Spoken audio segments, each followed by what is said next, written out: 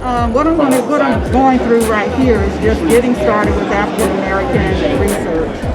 And this tip sheet has some tips and has some tools and some sites and sources that are most common to people who are researching their family history. Okay, so familysearch.org. Okay, familysearch.org. Okay.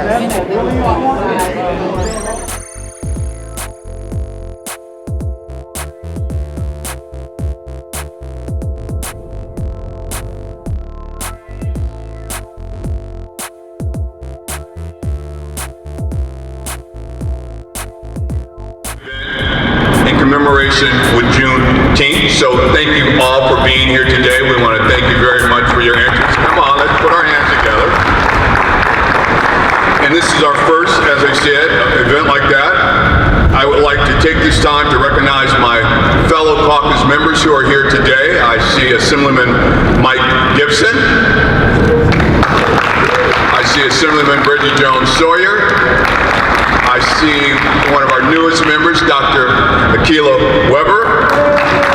We call her Dr. Weber 2.0. We see our former colleague who's going to be introduced shortly, and I'm pretty sure we're going to have more caucus members who are going to show up. I also want to recognize the chair of the Latino caucus, my good friend, Senator Ben Hueso, who's also joined us here today.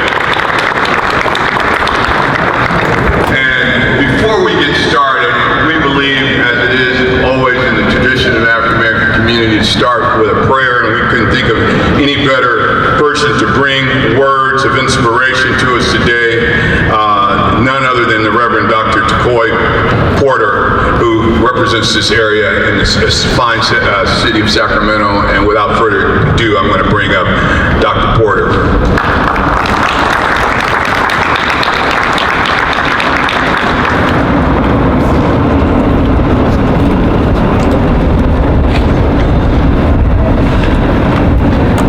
Thank you, Senator Bradford. And to each of you, good evening. It's an honor to be here with you on tonight. Let us pray. Dear God, our Father, we come to you tonight first thanking you for this day and for this milestone in our country's history with the federal recognition of our Freedom Day, otherwise known as Juneteenth. Lord, while it has taken 156 years for this to occur, we are grateful that justice delayed is not justice denied. Lord, you said through your prophet, Dr. Martin Luther King Jr., that the moral arc of the universe is long, but it bends towards justice. And while recognizing this day of Black emancipation is proof of his statement, we who are gathered here tonight understand that the bend towards justice doesn't just happen without someone willing to step up and give the universe a push through protest, a push through advocacy, a push through sacrifice and education, a push through social and political change, which is why we gather here tonight. Because even with this achievement, we recognize that there is still a lot of work to do for us to be free. For if our country is going to live up to its constitutional declaration of all men being created equal, that is going to require us to keep on pushing. So tonight I pray for each member of the California Black Legislative Caucus, and for all of our state representatives in the Senate, Assembly, and for those who hold constitutional office as they continue in their push. I pray for their wisdom, their strength, and courage, and their determination to keep on pushing, no matter what obstacles they face or adversity they endure. And I pray for their spirit to stay lifted as they continue to fight to make California a leading state for equality and equity for all. Finally, as we reflect on our past on this night, Lord, allow our history to equip us with the knowledge needed to keep pushing towards a better and more just future. It's in your Son, Jesus, in whose name I pray. Amen. Amen. Yes. Thank you, Dr. Porter, for those powerful and encouraging words. 156th anniversary of Juneteenth, the oldest holiday celebrated in commemoration of the emancipation of the African American slave here in the United States. And yet, for a lot of people, Juneteenth remains an unknown holiday. This fact lends itself to the continued miseducation, whitewashing, and the lies that are taught in America. That's why it speaks so badly to the need of ethnic studies in our schools, so we'll get the real truth of American history and understand the real contributions, not only of African Americans, but all people here in this country. The recent establishment of Juneteenth as a national holiday is an opportunity for our state and our country to recognize the undeniable contributions of the African American who have made to help shape not only the culture in this society, the academic world, the social changes, the economic empowerment, and the moral attributes of this nation before and after slavery. There are numerous stories that are critical to the shaping of our families and our communities that go unheard each and every day. Fortunately, in today's program, we'll have the opportunity to hear from a few of these stories from our honorable guest speakers. This year's theme focuses on the integral role that black miners had in the gold rush movement here in California. Not only here in Northern California, but down in San Diego County as well, in the town of Julia. Through the stories you will hear today, we hope you will walk away encouraged to discover your roots and learn your family's history.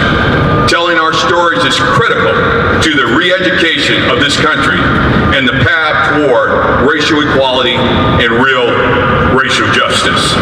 Furthermore, we hope to walk away with the understanding of the clear connections between this movement and the legacy of slavery, not only here in California, but across this nation, and the case for reparations.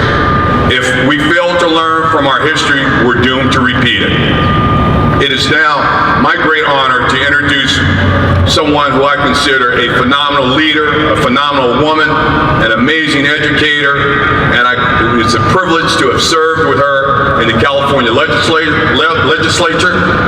It's an honor to call her a friend. I served as her vice chair when she chaired the Legislative Black Caucus, and as I like to say, she was my college professor at San Diego State, and had I stayed in her class, I might have been somebody.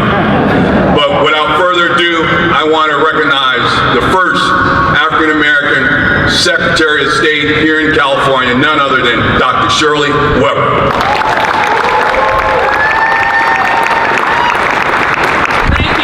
Thank you so much to my good colleague and friend, to Senator Bradford. I'm always honored to be here and to be a part of this celebration. It's wonderful to represent you here at the Secretary of State's office. When I tell folks that it took 170 years to have an African American as our Secretary of State, and they said, "Aren't you honored?" I said, "Yes, but I always ask the question, why so long?" And but we will figure that out in time as we continue to make a difference. I want to welcome you here to the Secretary of State. I'm honored that this is my real first public event in this building, here in the auditorium. And I'm honored that the Black Caucus chose to come to this facility and to have its celebration of Juneteenth. So I'm honored that you are here with me. Welcome to my house. Welcome to your house. And I hope you make it your home. And as we come back, I hope you will decide to do many events, not only here in the courtyard, but also events in our auditorium and those things that are uplifting. You're joined here today by our archives. One of the beautiful things of being Secretary of State is that not only do we have the museum here at the building, but we also have the California Archives under the control of the Secretary of State. And I'm pleased that we have with us today our secretary, our member of the archives, who's our director, who's here. Ms. Martin is here with us. And it's good to have you here because we're doing some exciting things in the archives. And our task, obviously, is to make sure that the archives serve all of California. And you should take advantage of the tremendous history that's in this building that is locked behind the walls here and involved in terms of the history of California. And it's important that we do that because so often we have a view of California that is not necessarily a realistic view in terms of what we're doing here and how we survive. You know,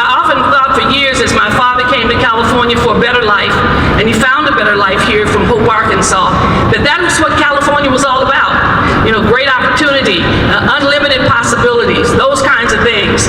And then as I began to study the history of California, I learned that there was another story of California, one that was not as pretty and rosy as the one that my parents saw, but surely better than what they saw in Hope, Arkansas. But there were still a lot of things that took place here in California, so when you get an opportunity to listen to others, particularly when you're listening to the descendants of Rufus Burgess, and you understand the challenges that they faced in their life in terms of making a statement or a life here in California, you will get an appreciation for the work that your ancestors have done and why it's been so important. You know, we have in this the story of California, we think of California as a free state, and yet there are many, many examples that took place here in California where people were brought to California as slaves, were made to stay in California as slaves, and then when it was opportunity for them to remain in California, they wanted to remain. But the governor and others decided that they would pass a fugitive slave law in California. So if you came here, you were sent back to Mississippi, back to Alabama, wherever, in order to be enslaved. We know that the first governor of California constantly talked about how he wanted to basically get rid of all African Americans out of the state of California. And he said this publicly, and they began to work hard to make sure we were limited in our abilities and the opportunities that were there. When we study the history of California, we even look in Los Angeles with all the redlining and the activities that took place, and we think about those families that lost property and never regained that property in our continuing struggle to make it right and just. You know, this journey that we're on, we're going to obviously accent it with AB 3121, which is our reparations bill. And some of you have sent me some amazing materials on the enslavement of African Americans in this country, in California. And you've sent me some amazing information concerning an underground railroad here in California, where black people had to live and try to work and have a life of their own in the face of the kind of discrimination that they experienced. So it becomes important that when we talk about reparations, that we have a full picture of California and what took place. You know, I was on a panel the other day, and so often I hear the stories of reparations, and I hear people saying that all we had to do was really work hard, and we would make it. And I was on a panel with a woman whose families were Russian, and she talked about the Homestead Act and how her family was in Russia, and they were basically recruited to come to the United States and pay their full way, offered citizenship when they arrived here, and were given land, lots of land. And the only thing they had to do as homesteaders was to do one thing on that land, and that was to live there, maybe build a shack or something. But at the end of 5 years, they were given that land, the deed signed to them. And she talked about how that land basically became the foundation for wealth in her family.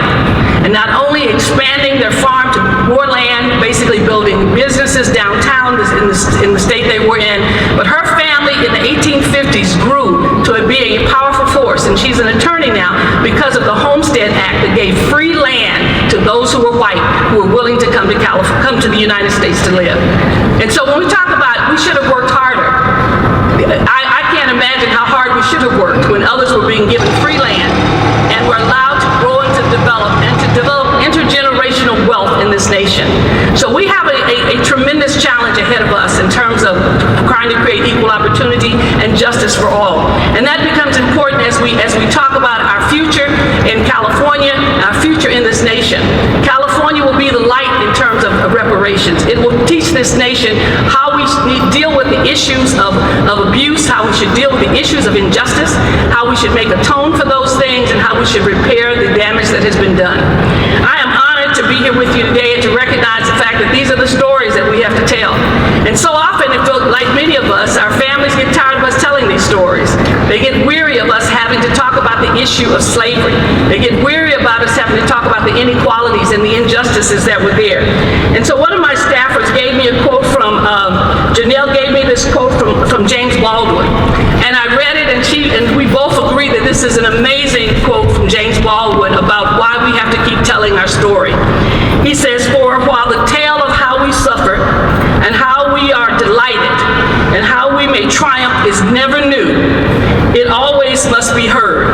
He said, "There isn't any other tale to tell. It is the only light we've got in all of this darkness." So true that when we look at Juneteenth, we think of the the celebration. We think of the pain and the hardness that's there.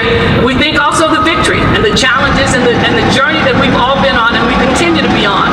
And so we should never be ashamed of our story, because it's really the story of hope, but most importantly, it is the story of us and our families and our lives. So I want to thank you for being here today. Thank you for the opportunity to welcome you to the Secretary of State's patio. Hope you will make this your home, that you will come by and visit us often, and congratulations to the Black Caucus and its leadership here on this Juneteenth celebration. Thank you so much. Thank you, Dr. Weber. Secretary Weber, I should say. Secretary of State, I think we'll all agree will be hard-pressed to find a more knowledgeable individual on not only African American history, but American history than our Secretary of State, Dr. Weber. This is one of many reasons why she was able to champion and be such an effective legislator during her time in the Assembly. And when it came to champion meaningful legislation like AB 3121, creating a task force, it was no doubt that she was going to get into the finish line and get a signature by the governor, which she did. So we need to give her a round of applause for creating a reparations task force. And I'm honored to be a member of that task force. And we recently had our first meeting on June 1st, and we will convene and develop a 2-year study program on how the state may compensate African Americans who are descendants of persons of enslaved people in this country. We're going to look at things such as free college tuition at our UC and our CSUs. We're going to be looking at zero down payment for first-time home buyers. We're going to look at continued medical assistance and child care. Similar to what we provide for our military under the GI Bill, we can find ways to compensate those individuals who are descendants of slavery. As Dr. Weber stated, California entered the Union in 1850 as a free state, yet slavery continued. Throughout our history and our Constitution prohibited, even though I say it prohibited slavery years before. The task force is expected to hold 10 meetings in a total of over 2 years, and I encourage each and every one of you that are in attendance today to take part in that process, to watch the meetings, hold us accountable, and to visit the Department of Justice website for more information for future meetings. And again, we welcome your advice and your assistance in helping define what reparations should look like here in the state of California. We have the opportunity, as Dr. Weber says, to be the shining light for the rest of the nation as we relate to this issue. It's now my honor to introduce our next speaker, an individual who's a member of the Legislative Black Caucus, former chair of the Legislative Black Caucus, and who also serves on the Reparations Task Force, and that is none other than my colleague, my friend, Assemblyman Reggie Jones Sawyer. And as he's coming this way, I want to also recognize that Assemblyman Jim Cooper has joined us, and our Vice Chair, Senator Conliver as well. So, Assemblyman Jones Sawyer. Thank you, Mr. Bradford. I'm up here because I want to talk about history, just about our history and how, in my family, we had a lot of griots, a lot of people, storytellers that would pass down stories generation and generation. Not only would they tell me about slavery and lynching and Jim Crow laws and things of that nature, but if it wasn't for those griots in our family, we probably wouldn't know about Bruce's people. And the work that Mr. Bradford did in restoring that property to an African American family that was stolen from them decades before. That's why this is so important to learn your history. When I was growing up as a relative, a member of the Little Rock Nine, I used to hear these stories over and over and over again. And if any of you being young, when you were teenagers, after a while, you wanted to say, I've heard this story over over again. I don't want to hear it anymore. Now I'm the griller. Now I'm the one that has to repeat those stories. Now I understand why. Because if we don't repeat them, then people won't know what they need not to do in the future. And when you think of critical race theory, it is not to shame white people. It is not to make them feel inferior. It's to ensure that we never repeat the mistakes that we made before. Critical race theory that's the essence of it. It's not all this other stuff that these other people are talking about. Because at the end of the day, every day I learned something from those 9 kids that integrated Little Rock Central High School in 1957. When I heard about what they went through, they were spit on and kicked, they absorbed all sorts of abuses. As my uncle used to say, he thought the N-word was his middle name by the time he graduated from there. It was so bad, and he endured it, and he couldn't say anything. And he had to hold it in. Think about it. You have to hold in all those atrocities while you're trying to, at the same time, get an education to be able to go on to college and succeed. And that you were doing it for your people, for your race, for everybody, so that everyone will be able to go to school. What I learned from him, and sometimes I get triggered, I yelled at Mr. Bradford today, but I learned that under the most adverse instances, you don't have to lose your cool. When I think of my ancestors, when I think of my uncle and what he went through, I should never sleep on people. I should be very focused. I should be able to be an African-American man, stand in my own space and not let anyone, especially somebody that is trying to trigger you, especially not to let you know that they can never do that, because you're not going to move me off my course, where I want to do professionally, personally, morally. That's why we're here today.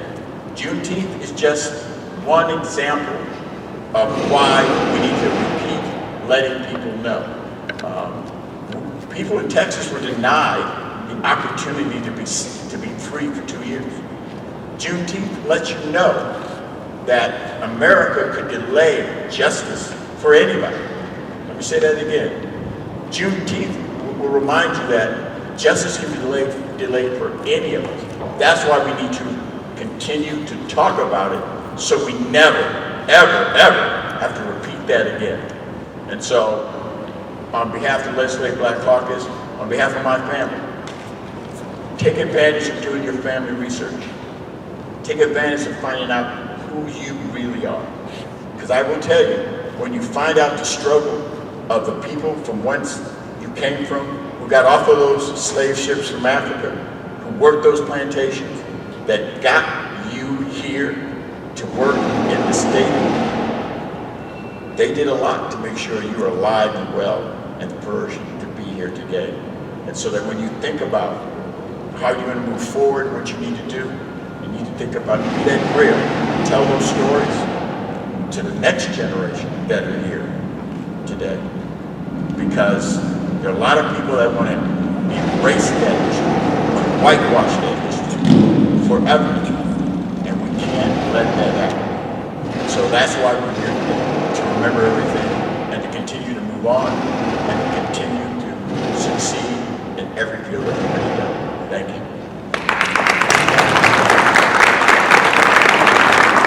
Thank you, Mr. Jones Sawyer, and we appreciate your family story being that inspiration, and continue to tell your family story, because it's our story. It's the story of African American struggle in this country, and the struggle in many ways that still exists today. Our next speaker is Michael Willis, and he's with the Sacramento African American Genealogy.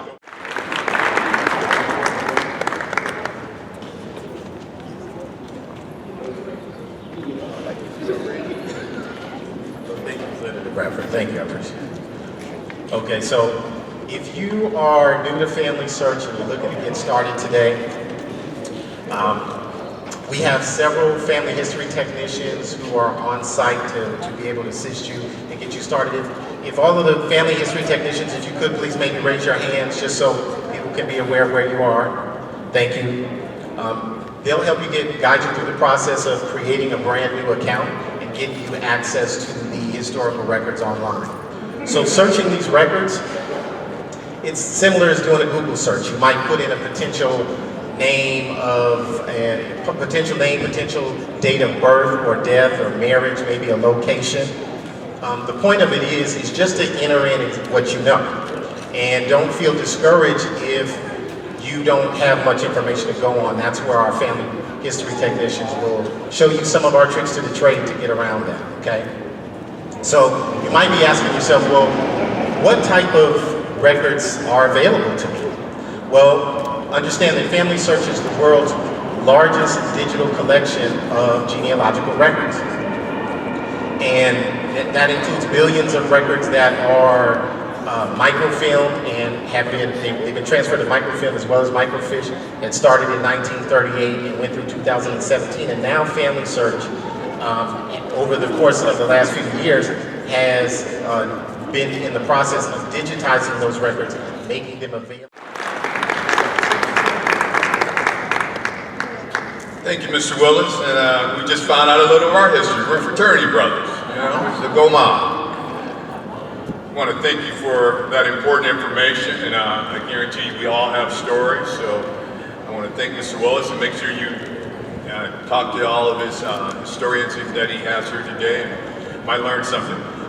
Before we bring up our next speaker, we were joined by the Vice Chair of the Legislative Black Caucus, and I just want to invite this dynamic individual to bring some brief remarks real quick, none other than Senator Sidney Kamlager from Los Angeles, the Vice Chair of the Legislative Black Caucus. Thank you, Mr. Chair. You know, we have a fabulous chair in Senator Steve Bradford. He keeps it real on the Senate floor. I'm just here also to bring greetings, to thank you all for coming out. It's so nice to see everybody's like real faces.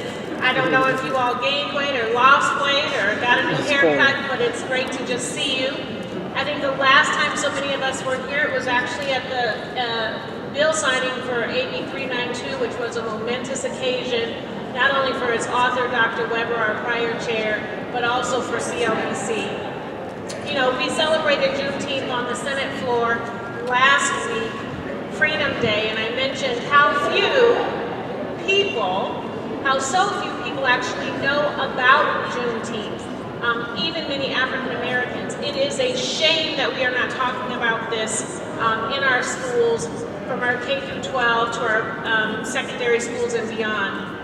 And as I shared on the floor, the only reason I think why I knew a little bit about Juneteenth was because I had the fortune of being held when I first was born by my great-great-great-grandmother, Graham, who was actually born a slave and had her freedom papers and her Republican voter registration card to prove it. And the running joke in the family was she always voted Republican, even in the 60s, and my mother had to tell her, well, you know, the party is a lot different now with Nixon, but she said that was the party that freed me. And it is really important, as Assemblymember Joan Sawyer mentioned, for us to know our history, for us to know who we are. You know, the California Legislative Black Caucus has a very robust legislative priority list. We do a lot of work in the criminal justice space, but we are equally focused on emancipation, on freedom, and other aspects of policy.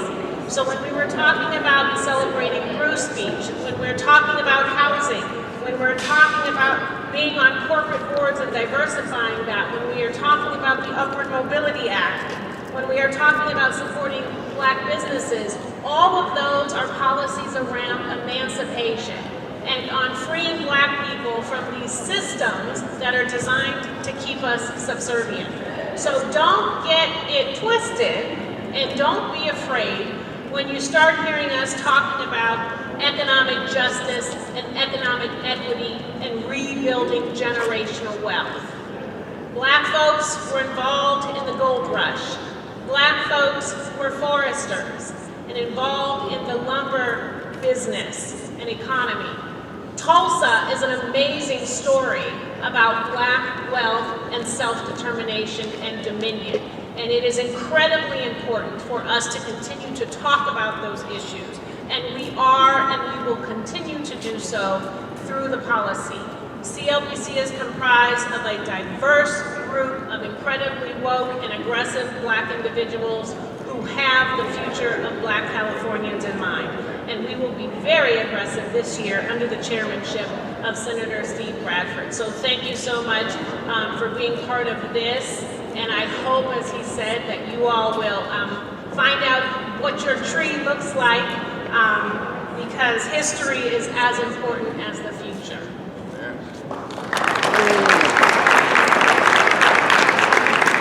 Thank you, Senator Tom Lager, and I also want to recognize we've been joined by another good ally of ours, Assemblyman Tom Lackey. So thank you for joining us here today and being with us.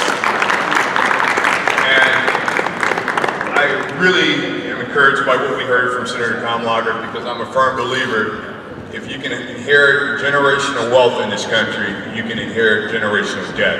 And America owns a generation of debt to the African American and the contributions that we made. So I just want to throw that out there. But our next speaker is none other than John Burgess. John will be sharing a truly incredible family story that is full of history as it relates to the gold rush. As Senator Tom Lager stated, we were involved in a whole lot of stuff in this state that we never know about. And I like to quote an African proverb, until the tale of the hunt is told by the lion, the story will always favor the hunter. We're now telling our story. We are that lion that will be telling our story. So Mr. Burgess is going to come up and he's going to speak about the importance of knowing his family history. He will be that lion telling the real truth of our involvement here in the gold rush here in the state of California. Mr. Burgess. Thank you, Senator. Good afternoon, ladies and gentlemen, distinguished guests. I hope you're enjoying the food. My name's Jonathan Burgess, and I'm one of the direct blood descendants of a gold rush pioneer whose story I'll share today. I'm honored to stand here on behalf of the entire Burgess family. Many who are in the audience today, starting with my eldest sister, Deborah, who's here, my brother, Morgan, my other sister, Dr. Burgess, Dr. Tanya Burgess, my twin brother, Matthew, and of course, my wife and child, and my sister-in-law. I'm delightfully honored to speak on behalf of many other families who may be descendants of hundreds of others that lived in El Dorado County with Rufus Burgess. Before I share my story, our history, I'm going to present a few facts that I've yet to reconcile. According to the master thesis titled Gaining Ground, written by Karen L. Robinson, I believe she's an honorable judge now for our incredible state.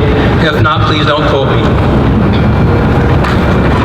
From 1850 to 1860, there were 34 African Americans documented that we know of in El Dorado County that owned more than 4,200 acres of land.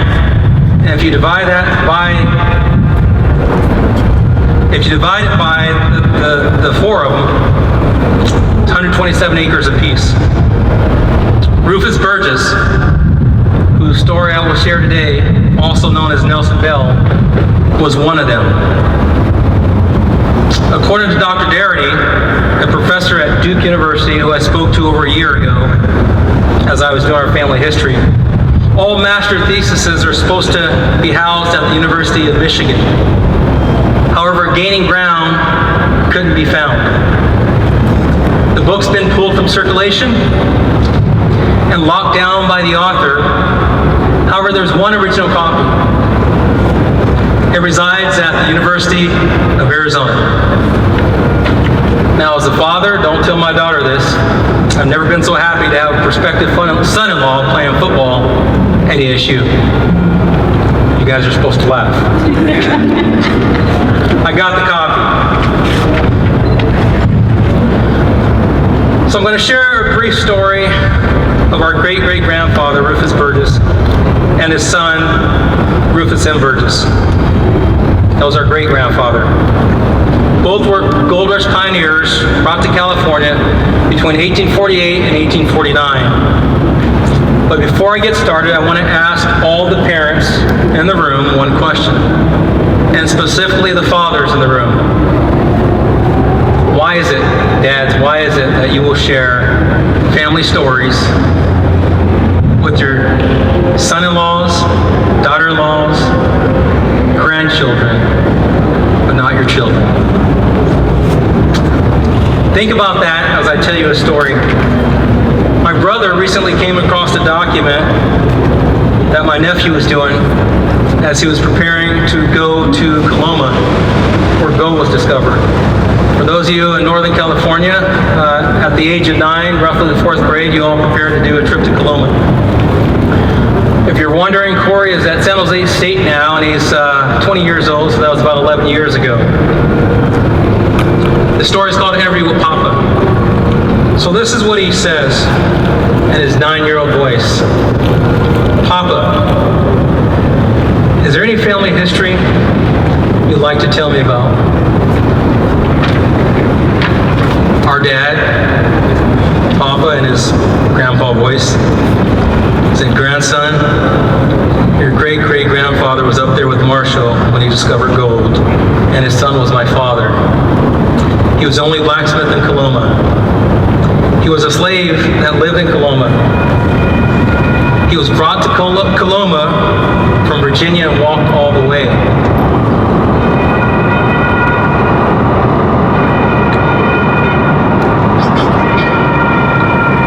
He was brought to Coloma from Virginia and walked all the way. Grandpa Rufus Jr., your great-grandfather, is in the Coloma Museum. Uncle Marion, Grandpa Rufus's brother, discovered the sawmill not far from where gold was discovered. My great-grandfather, Rufus Sr., died there in Coloma. Our family originates from Africa, then taken to Virginia, Washington, New Orleans, Kentucky, Coloma, and then freed. Never in our father's 79 years on this earth did he share that story with us, but he told his grandson. However, Mom told us the story, and she found out from our grandfather, and I'm sure my dad knew a lot. They found out because my dad knew his history, my mom knew our history, because we had a document, an actual Bible, that's remained in our family for over 170 years. The Bible has a handwritten autobiography and a portrait, along with a host of other documents I'll share with you guys today. If you don't mind, I'm going to read the autobiography of Nelson Bell. I was born in Mecklenburg County, Virginia, about the year 1790. My parents dying in my infancy, I was brought up in the family of my master, whose name was John Gregory. During my childhood, I had many serious thoughts on the subject of religion, and would at times lead a prayer and life, again become as careless as my companions. About the age of 20, I was permitted to take a wife, and about the same time found relief from the burdens of my sins. I joined the Baptist Church at the Buffalo Meeting House, about 10 miles from Tuxford in Mecklenburg, Virginia. About 6 years from the time of my experience in religion, my master's family broken up by his death. His slaves were sold on the block at Mecklenburg Courthouse. My wife and children, I'll repeat that, my wife and children being bought by Mr. Finch near Washington. I was bought by a trader and taken to New Orleans. There I fell into the hands of Mr. James Sparks. At this time, I took another wife. At his death, I was held as a security debt by Mr. Bell, and my wife and family were taken to Louisville, Kentucky. In the year about 1850, I was brought by Bell to California, who soon left me to follow the desires of my own heart. He said he soon left me to follow the desires of my own heart. He didn't say freed me, he said left me. Remember that. I've longed to possess. Now I live in my own house in the town of Coloma, and I expect to spend the remaining days of my pilgrimage. For 50 years, I've been a pilgrim on the way to the celestial city, sometimes falling into the slough of despond, sometimes in Doubting Castle, and making altogether very slow progress. But still, on the way and near to the crossings of the river, When the messenger from the King of Celestial City comes to summons me away, I hope through faith in Christ to cross over singing, O death, where is thy sting? O grave, where is thy victory? Man, he didn't put a color on it, he just said man. Think about that. Man has deeply wronged me, and I've been very unfaithful, but the goodness of God endureth forever.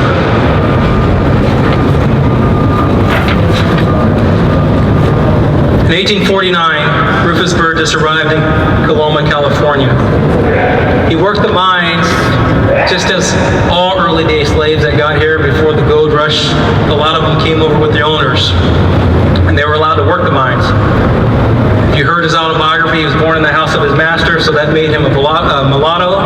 And for those of you that don't know history, in Virginia, Mecklenburg, the slave owners would oftentimes have concubines with the slave wives, and not slave wives, but you call them slave wives, mistress. And those children would be born into bondage, being that they would be a slave forever because they'd have no parents. But he came over here and he worked the mines with other free slaves that were here, because this was a place for freedom, and indigenous people. He'd earned enough money to pay for his freedom, but do what all slaves did when they got here early, they paid for their family to be brought over too. He'd send for his son, but before he sent for his son, I'll make this mention, all slaves and free slaves, black folks that were here, paid money towards the Colored Citizens Convention. And what that money did is it paid for white abolitionists, as well as the highly intellectual African Americans that were in legislature to fight and combat slavery. So every slave, or former slave or not, gave a portion of their diggings, but he sent for his family. And unbeknownst to him, when his son has arrived, and you'll hear in the history books he was set free on arrival, 1851, Rufus M. comes over and was set free on arrival. Unbeknownst to him, he was sold again. Sent for his son, he sold. Now he assumes the name Nelson Bell.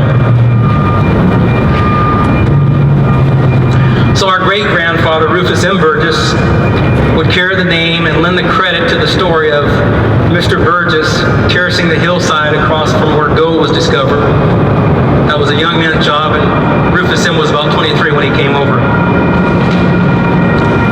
So Elder Burgess, his father, operated the blacksmith shop as Rufus, and he drove the water wagon cart for Robert Bell and also John Price under the name Nelson Bell. Both Price and Bell, and this is where he talks about Bell left him, both Price and Bell would leave Coloma around the launch of the Civil War and go and fight for what they believed in. They went and fought in the Confederate Army. Both of those men knew the secret of Rufus being Nelson and Rufus M. being his son. Price would return after the war, but Bell would stay and live his life in the South. However, while the Civil War was going on, black families built communities in El Dorado County. In fact, somebody must have known that I was going to speak, because I'm getting emails from museums telling me about our great-grandfather Rufus M. that owned a gaming table and had a liquor license in Mud Springs. For those of you that don't know Mud Springs, that'd be El Dorado Hills. There's also a grocery store in Shingle Springs, surrounded by houses. It was the Burgess store. They established churches, sharecropping, maintained communities. They did a number of things. There was even a preaching point for those to attend service. In 1862, Rufus, our great-great-grandfather, in Coloma, met in the building of the Emmanuel Church. He met with 5 others to talk about the celebration of the emancipation of the African Americans in the West Indies, in British Columbia. And in that meeting, he was appointed the Secretary-Treasurer. T.D. Ward, Mickle and Gibbs, all those guys were part of this convention, and our great-grandfather was actually listed. In fact, I saw a book over here in Delilah Beasley. If you look up the town of Coloma, 1849, Rufus Burgess is the only person listed as a trailblazer. There was also a church commissioned to be erected on Burgess property in about the year 1863. was one of the early day churches that had never been rebuilt. There was no need to rebuild it. Shortly after the meeting, and they decided to invite the people from Placerville, the colored citizens from Placerville, down to Coloma. So it tells you had a black community in Placerville as well. Anna Butler, who became Anna Burgess, would come over in 1864 by boat, because we're celebrating. In 1864, in December, there'd also be a wedding between Anna and Rufus. My records show that, because my mom riding up there, she came with her daughter. And his home was located directly across from his blacksmith shop. If you go to Coloma today, that's the Grange Hall building. So his home sat right about where the museum property is. And after the Civil War, powerful men that were connected to the legislature returned. And in 1869, they would see to it that Rufus would be buried under the name of Nelson Bell. In fact, he was the only person on the map, but he was buried under the name of Nelson Bell. Tombstone's bigger than me. No written documentation about him in Coloma. According to his probate records, his house was to be carted away and all his assets were sold. He had $600 in real estate value, $1,000 in property. It reverted to the state of California because they said he had no heirs, although the census would say that he's married, if you look it up now. Those you might ask, well, how come Rufus M. just didn't say that's my father? Well, if you don't know history as a black man or a black woman, you couldn't testify in court. And to be honest with you, they've probably seen worse because there's stories that I read about that Negro Bob was hung and may have been hung, but the Burgess family was acquainted with Negro Bob. His manumission papers are in that book. But our great-great-grandfather said it was a miscarriage of justice. He was hung because he killed a man that molested his wife. The man was an Englishman. And our great-great-grandfather stood by the story that it was a miscarriage of justice. It's powerful. So when our great-grandfather died in 1900, and as the state of California would merge the two men and those in power did, when I read his autobiography, the obituary, it has a great meaning. It says this: the old Burgess home that had been in the family since the early 1860s. Early 1860s, Civil War, stop because of the name Nelson Bell, painting the picture, was raised last week by state employees. Once one of the nicest homes in Coloma, bought by Rufus Burgess when the owners moved to greener pastures after the county seat was moved to Placerville. Mr. Burgess, a tall, commanding figure and a member of the Methodist Church, also bought a blacksmith shop standing under the shade tree of a huge locust tree at the south end of the bridge where the community hall now stands, and worked at his trade until his death in the early 1900s. The Ulsters can still hear the music and the Ville busy all day, every day except Sundays. Our family and ancestors thank the person. As I tell people, we've had incredible white people since the beginning of time, and it was a white person that put this in the book so that we could read it, that left this golden nugget, that it was 1950 when the state of California raised the house. And for my contractor friends in the room, you know that if you raise a house in the state of California, there's no need to pull a permit, so you don't have to mark the property. If you go to Coloma today, no one knows where the Burgess house once was. In closing, I'm going to land the plane, Senator. I'm going to land. In closing, the Burgess Bill story is one family in El Dorado. What happened to the 33 others that we know about, that were documented? Were similar tactics used, like buying them under a different name, or burying them under a different name, or making them children and siblings of prominent white families and burying them under those names? I was able to figure that out because if you look at some of the prominent white families, they have birth records of the white children, the month, date sometimes, and even the years that are before those of the black children. That's consistent in California. It's consistent outside of California. I tested the theory. I want to thank Tina Alexander because she's made me become quite a historian, looking for primary documents. If statistics were correct, and Google's pretty good, we're lucky if 1 in 10 slaves could read and write. So that oral narrative in the African American and indigenous people of color is powerful powerful and needs credence and credibility in academia.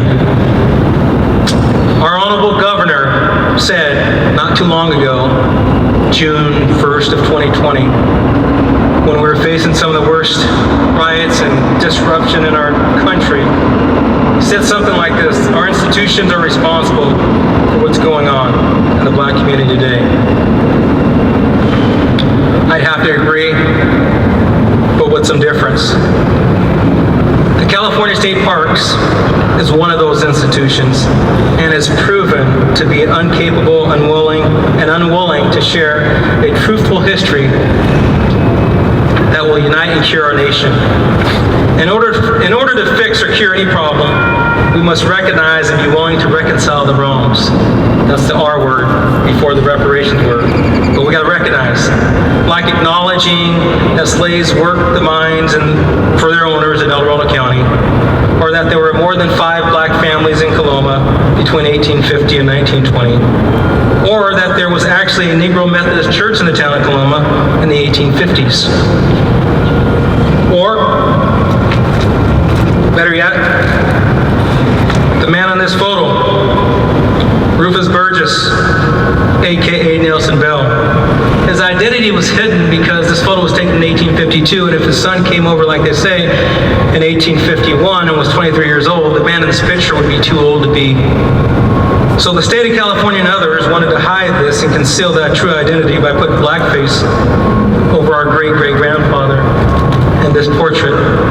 It's been reinterpreted and pulled multiple times. Or just acknowledging that after the Civil War, soldiers that fought in our Civil War, because they believed in it and our government paid them, relocated to Coloma and made it their home. Also Placerville. Some are even buried up there. A couple more, I'm landed. Or that the Manual Church was the oldest church of the mines, built in 1855, was never meant to be interpreted at the state park. And possibly owned by Rufus M. Burgess. Or that more than 50% of the families on the first township map of Coloma, when they began to put in lots and blocks, didn't live in the town, and yet the Burgesses had been there for 2 decades or more and not listed. Or in 1997, when Dr. Paul Nesbitt, a California state historian, who was white, he had historical integrity, as Tina would say, told park rangers that they should be telling the truth as it related to the made-up story about the Monroe House, and several lots of land owned by Burgess were not showing up on the map. Or in 2006, when Marilyn Demas, a decorated historian, confirmed in an email with my sister that the California State Parks knew of the existence of an African Methodist Episcopal Church, but requested it be kept a secret for fear of vandalism. In 2020, and I'm landed, I promise, Senator Brian Donnelly's office had to assist our family with a public records request and obtaining photos that we had never seen of our loved ones before. I'll have some of these for you guys to look at later, but there's Auntie Ida, who's an incredible woman. She was buried, I found her because she's buried under a two-shirt, a white name. Without education, copies of primary documents, like we actually have deeds that are recorded with the wonderful state of California still in it. The Burgess family would be one of the other 33 whose land, wealth, and other things were taken by tactics used by many in power within our federal, state, and local governments. For these reasons, and many more, too many to list, but we'll be here all night, I founded the African American Gold Rush Association and Museum in collaboration with Family Search, the California State Library. Our institutions are accountable, however, the people within our institutions are responsible. I'm honored to say that today, our people in this great state of California come in all shapes, sizes, colors, sexual preferences, or orientation, and political parties. I want to extend a special thanks to Senator Brian Dahley's office for his unwavering support of such an important and timely issue pertaining to our great state of California and all African Americans in this nation. On behalf of the entire Burgess family and all the pioneer families of El Dorado County, I want to thank the Legislative Black Caucus, Family Search, State of California librarians, and everyone here that will support the mission of the African American Gold Rush Museum and Restaurant. My name is Jonathan Burgess. I am direct blood descendant of the true, trailblazing Gold Rush House of Burgesses. I yield this podium and microphone. Thank you.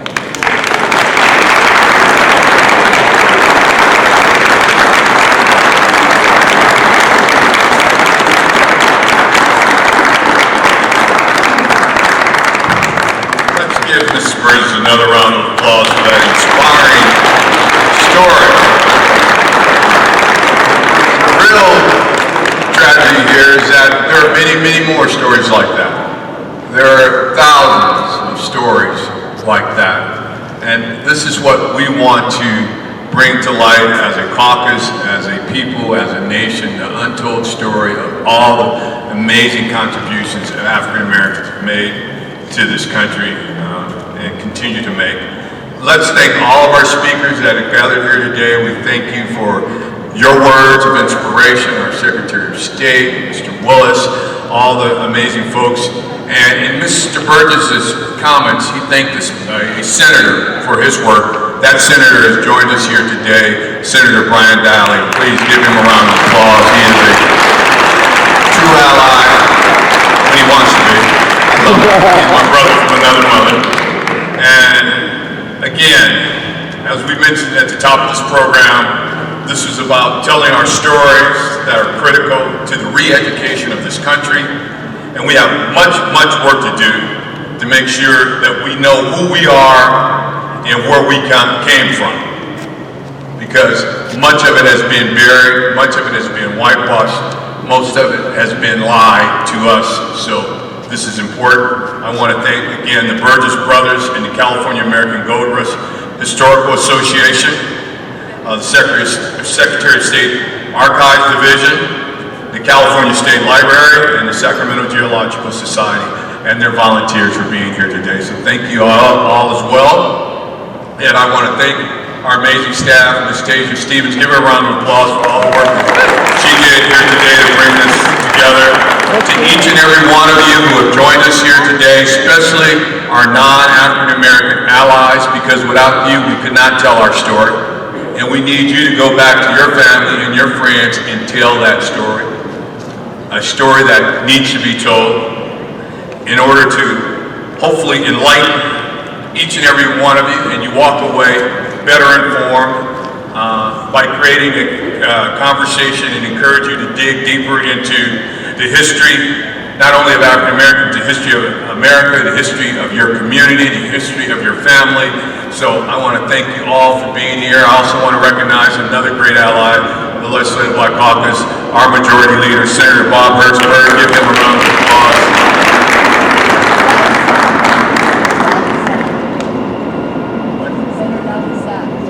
Okay, and again, we couldn't have done this without Josh Cook, Senator Dahley's Chief of Staff, so let's give Josh a round of applause and his entire staff for all that you do. And I want to share a little bit of history. You all have red drinks in front of you, and I hope, did anyone know why that drink is red? See, that's part of Juneteenth. There were 3 traditional items that you always had at a Juneteenth event. My family's from Texas. I was born in Texas. My father went back to Texas every year, the last 10 years of his life, to celebrate Juneteenth. He didn't do it for one day. He stayed there for the entire month of June. The red signifies the blood that we shed for this country, while in bondage and free. It was red hibiscus. It moved and evolved to red soda pop. We can't find red soda pop no more.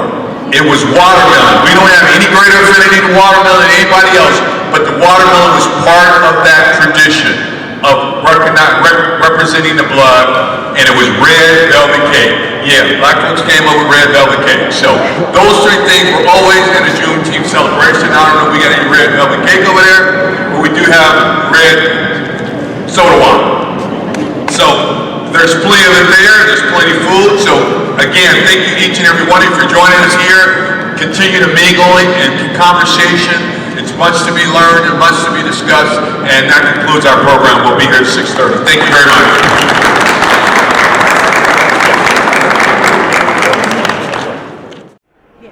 All right, we're good to go. Usually I'm behind the camera, but today I'm actually in front of the camera. This is Moya from ETM Media Group, Emin the Mass Media Group, and we're here with the one and only Senator Bradford. How you doing today, sir? I'm doing well. Thank you for this opportunity. I'm messing up this interview. Oh, no. This is my younger brother. Can't you see the resemblance? Of course. Bradford has been my friend since he had hair. I did have hair one time. You did. I love this man. Senator Bob Hertzberg. Majority Leader Bob Hertzberg. Nice and meeting friend you, of sir. Stevie B for 35 years. So At since least. you get hijacked the interview, say All right, so we can do candid, I yeah. just came over here just to show the brotherhood. It's among all the Jewish good. people here. It's all good. All right, appreciate it. All right, thank you. All right, so we like candid interviews. That's good. We like to improvise. We can improvise all day. All right, so Senator Bradford, can you explain the current process in terms of how you got onto the task force known as the Reparations Task Force? well, the legislation that Dr. Shirley Weber authored last year that now is the law that's created the framework, created 9 positions, 2 appointed by the speaker, 2 appointed by the pro tem, and 5 by the governor. I'm one of the Senator Tony Atkins, our speaker pro tem, Senate President pro tem appointees. So I'm honored that Tony Atkins appointed me to the Reparations Task Force. Okay, and how many current members are on the task force? It's 9. It's 9. Yeah. Okay. Again, 2 by the speaker, 2 by the Senate pro tem, and 5 by the governor. Okay. So in terms of, I know you mentioned at the speech, you mentioned some things that you kind of envision with reparations. Can you kind of expound on that a little bit? Well, again, I envision it, but like I said, we only had 1 meeting, so we're going to flesh all that out. But people continue to say, what does that look like? Is it cash payments? It might not be cash payments, but it could very well be, like I say, free college education at our CSUs and our UC system. It could be 0 down payment for first-time home buyers. It can be, like I say, continued health care and child care for individuals who are, again, direct descendants of slaves. So it's many ways we can do it other than cash. One of the things we're looking at too is the theft of land, as I'm working on, and I'm the author of SB 796, that legislation that will return Bruce's Beach, which is in Manhattan Beach, a piece of property that was taken from an African American family 100 years ago. So it's going to be other examples like that. If there's land that still is unencumbered, like this piece of land is, maybe we can return it back to the family. As you heard Mr. Burgess in his story tell about the land that was stolen from his family. So it's some examples, but we're going to flesh that out over the next 2 years. That's what the task force is designed to do, is develop the ways in which we can provide reparations. Okay.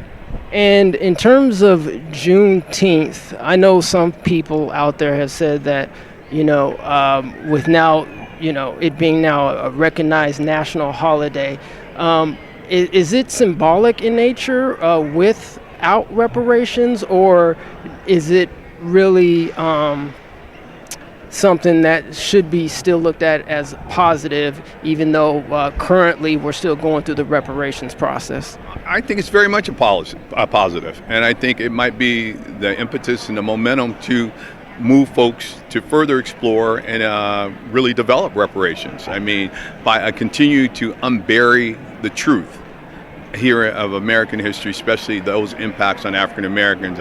By now recognizing this holiday, understanding that it was denied, freedom was denied to those African slaves in Texas. Not only Texas, people always say Texas, but it was Louisiana as well. As they made their way west, they notified those two outstanding states. So it was Louisiana slaves too that got the information late. So I hope it's an incentive so we can build upon, like I say, telling the truth, and by telling the truth, knowing how much was stolen from us, but at the same time, how much we gave to this country. So hopefully it helps us with reparations. Okay. All right. Is there anything else? Did we cover it, or you have something else? How can the general public get involved with the California Task Force? The best way for the public to get engaged is to go to the Department of Justice website, see when the meetings are held. If they become live in-person meetings, attend those meetings. If not, if they continue to be virtual, monitor them that way, and it's going to be opportunities for oral communication, so they can do that. And you can also write to the task force here at the Department of Justice and let us know your thoughts, your ideas, and some suggestions on what we can do going forward. Can you share a general email address? It's Department of Justice. I don't have that. I don't have that email, but it's a website that you can go to, Reparations Task Force, and it should all be listed there. All right. Well, appreciate you. Thank you, Senator Bradford. And that was a good.